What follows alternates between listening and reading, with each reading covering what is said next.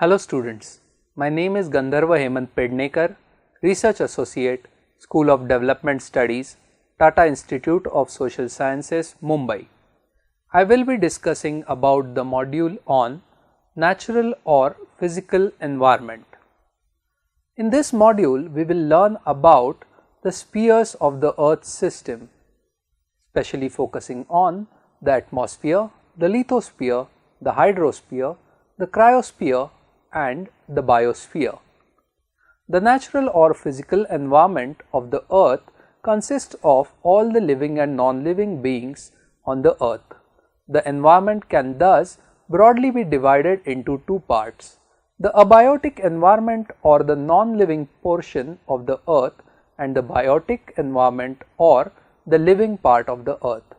The great earth system consists of different subsystems which include the weather, the climate system, the ocean and the water system, the land formation and erosive system and the soil formation system, along with the system of the living organisms and plants that thrive on the surface of the earth.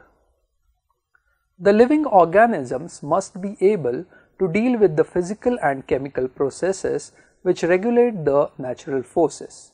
In our everyday language, we recognize that our planet consists of a set of interacting shells or spheres, some of them extending over the entire globe, others covering it partially.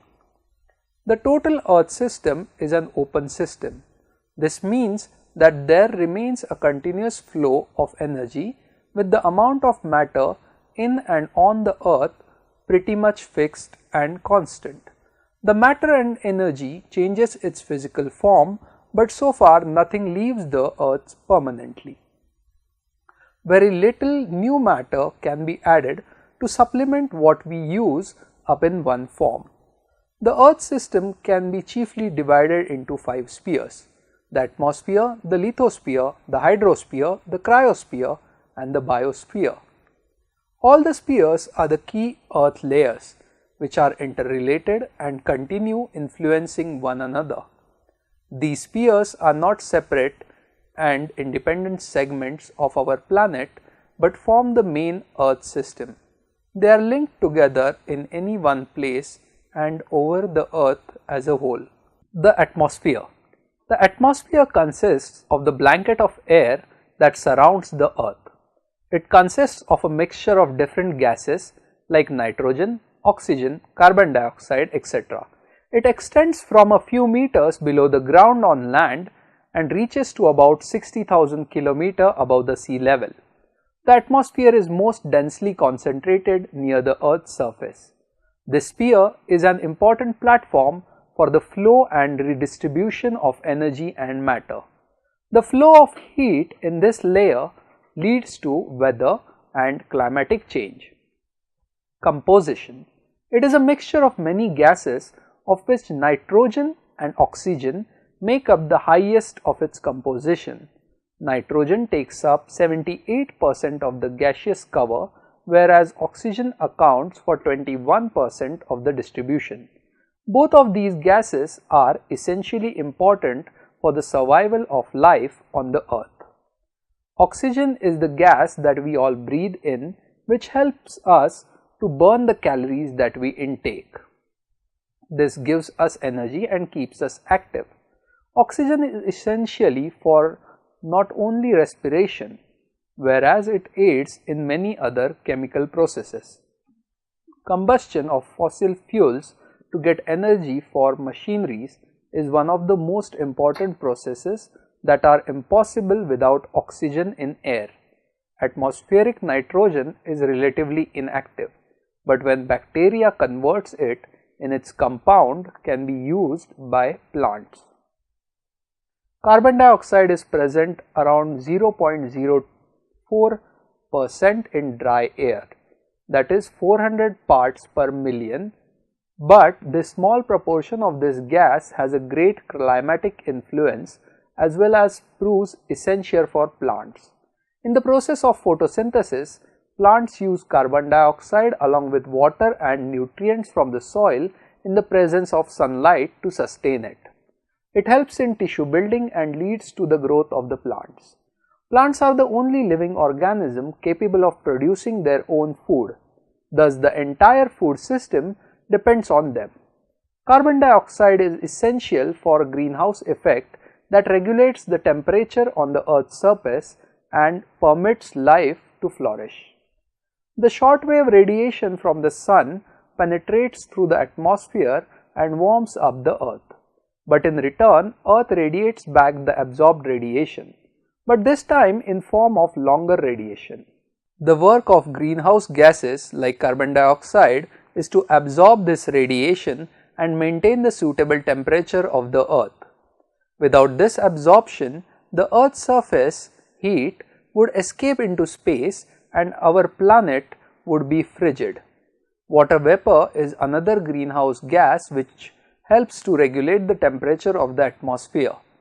In deserts or colder regions, there is only a minute fraction of these in gaseous form, about 1%, while over warm oceans or moist tropical land areas, it may make up to 3 or 4%.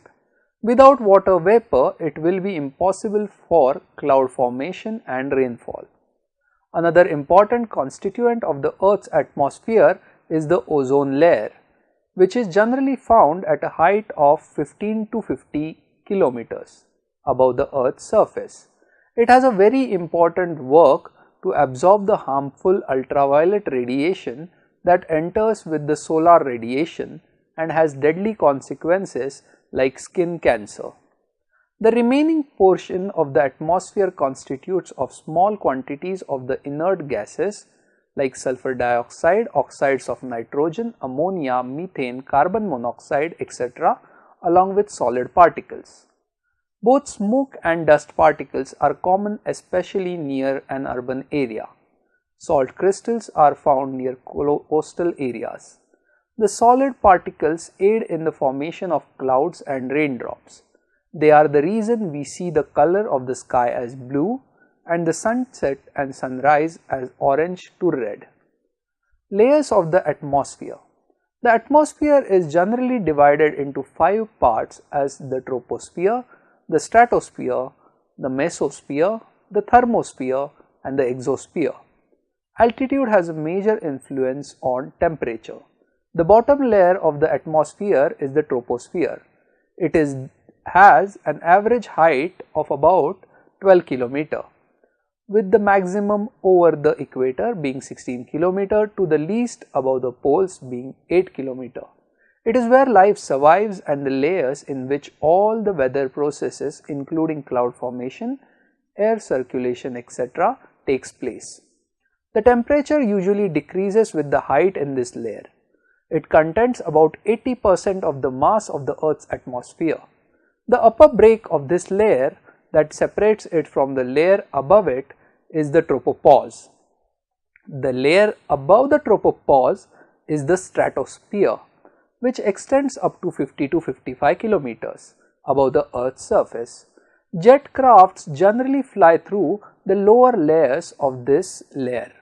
This layer experiences inversion of temperature, thus remains generally free from cloud formation, giving a clearer view for the pilots to fly. However, there is an occasional formation of polar stratospheric or nacreous clouds. The ozone layer lies here.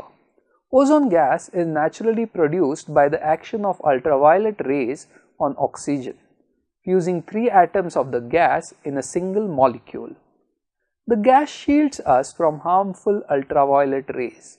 The ultraviolet radiation warms the stratosphere, which further leads to higher temperature in the upper layers.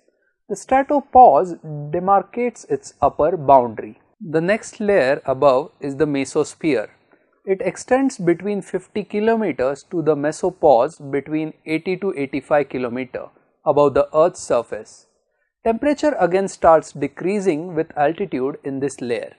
This is the highest level of cloud formation in the atmosphere. Another phenomena occurring in this layer is that of ionization.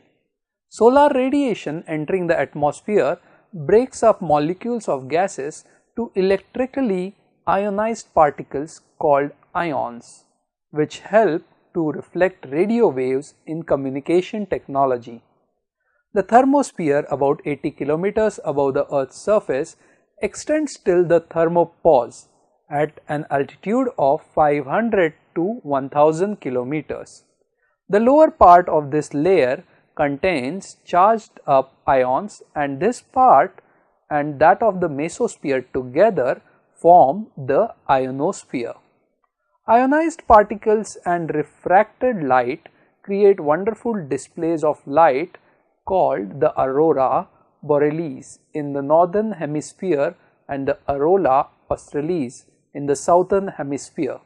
The temperature in this layer gradually increases to about 900 degrees Celsius at about 350 kilometers.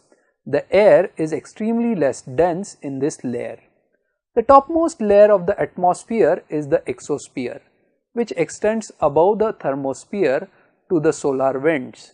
Extremely low density of hydrogen, helium and other are found in this layer closer to the base. The satellites orbiting the Earth are located in this layer of atmosphere. The lithosphere. The term lithos has a Latin origin and it means rock. Thus the outermost shell of the solid Earth is called the lithosphere. It consists of the outer crust and the upper mantle of the solid Earth. It is covered by endless varieties of landform and even extends below the ocean and the seas. The Earth's landmass covers only 29% of the surface. It is subdivided into tectonic plates that are in constant motion, though moving at a very slow pace on the asthenosphere below it. The thin uppermost part of the lithosphere has a soil layer called pedosphere, which is constantly being affected by the other spheres.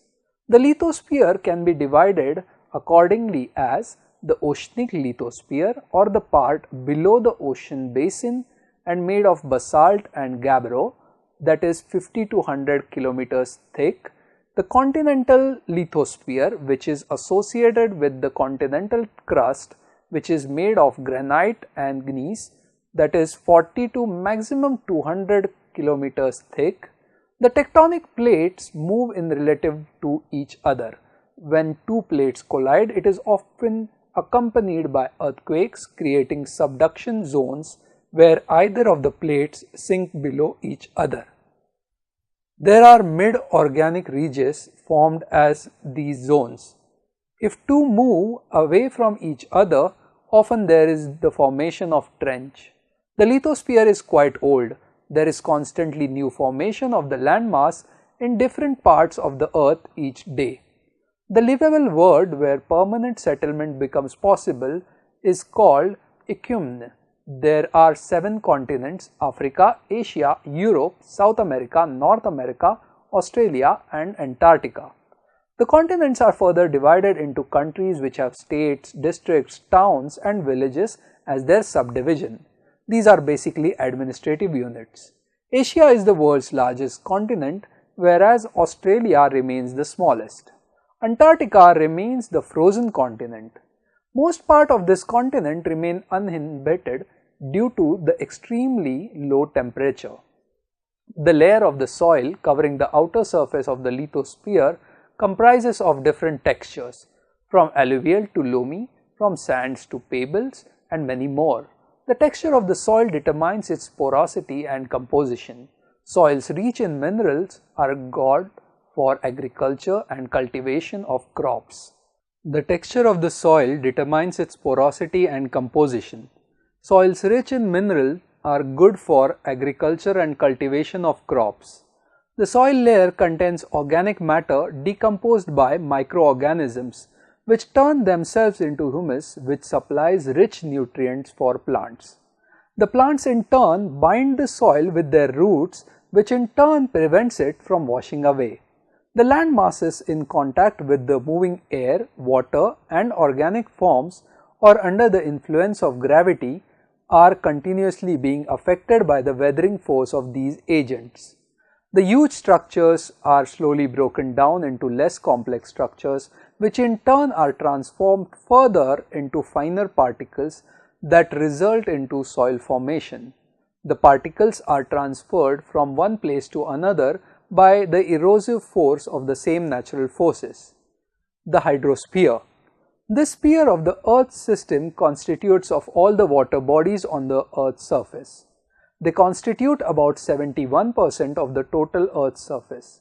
This consists of all the water that is present as in the liquid form in the lakes, rivers, seas and oceans. The water in the gaseous form as in the atmosphere and the lithosphere as the groundwater. Water is the basic necessity for living beings to survive on this planet, and the Earth is still considered to be the only planet having this provision. Water gets evaporated from the rivers, lakes, seas and oceans into the atmosphere. The water vapor rises higher up in the atmosphere. Due to the decrease in temperature, the vapor condenses and forms ice crystals or raindrops, leading to formation of clouds. With the increase in humidity, the cloud precipitates as snowfall or rainfall. Thus, the hydrological cycle initiates with evaporation, leading to condensation and finally precipitation. The water, after being given back to the soil, flows away by runoff or is absorbed by the soil depending on its porosity and fills the underground reservoirs and groundwater level by the process of infiltration. Other than being vast reservoirs of water, the seas and the oceans play a crucial role in the temperature regulation and influence the climate of a region. The seas are storehouse of solutes and sediments. Ocean currents like El Nino's southern oscillation along the Peru-Ecuador coast in the South Pacific Ocean warms the water by 2 degrees Celsius. Every 2 to 7 years that transports nutrient important to the surface food chain. There occurs a tremendous supply of fish in the warm waters during such spells that not only supplies food for human but also attract seagulls and other members of the food chain. The streams and rivers flowing through the mainland are the main source of fresh water for the teeming population. Most of the large populations of the world have often been established on the banks of some of the largest rivers in the world. The Indus Valley civilization on the Indus River basin, the Mesopotamian civilization on the banks of the Tigris-Euphrates river system, the Egyptian civilization of the banks of Nile River are some of the many examples. Water quenches the thirst. Cultivation of crop requires large amount of water. This encouraged people to settle on the river basins. Water also provides easy transportation. Groundwater dug up through wells, tube wells and artificial reservoirs are other structures providing water to the population. The cryosphere. It includes all the frozen water on the Earth's surface, which includes the glaciers, icebergs, floating ice, frozen seas, snow cover and permafrost, that is permanently frozen subsoil. It is actually a part of hydrosphere but has its own distinct properties which has recently categorized it as a separate Earth system. The Arctic and the Antarctic has vast reserves of frozen water and frozen seas.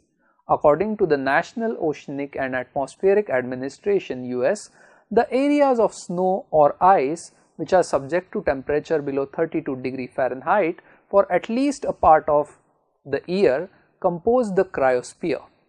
It should be noted, however, that the cryosphere is the only sphere that is discontinuous across our planet. The snow and the ice play an important role in regulating the Earth's climatic variations. Heat is reflected back to the atmosphere by the frozen ground and ice. Global changes in the climate are identified first in the poles of the Earth. The biosphere. It is the zone of all the living beings on the Earth.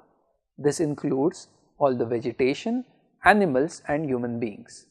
The term biosphere was termed by Edward Seuss in 1875. The establishment of life on the planet has started much later after its formative stage.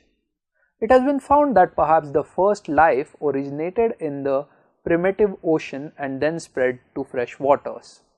Life then spread to land, where organisms quickly adapted to the natural condition and slowly flourished.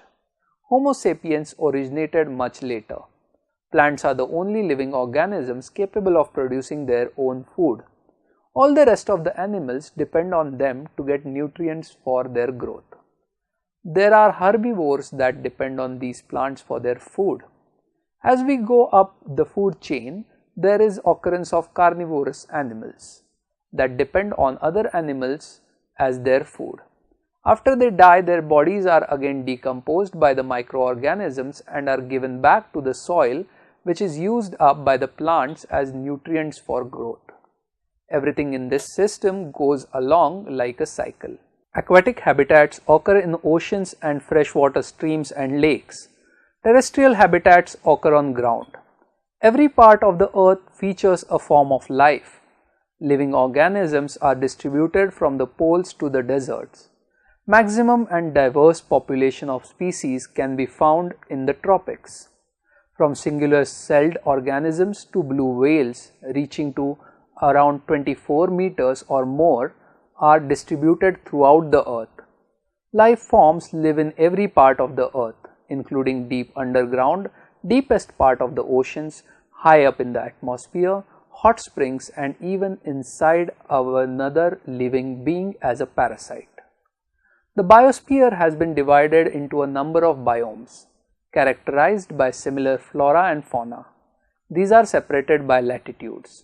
The Earth's uniqueness among all the other planets of the solar system is that it is the only planet with all the adequate conditions for life to thrive on its surface. In conclusion, we can say that the natural environment is defined as surroundings.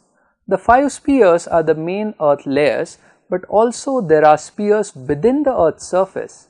They are continuously interacting with each other, and an effective balance between the spheres is required for isostatic equilibrium to flourish.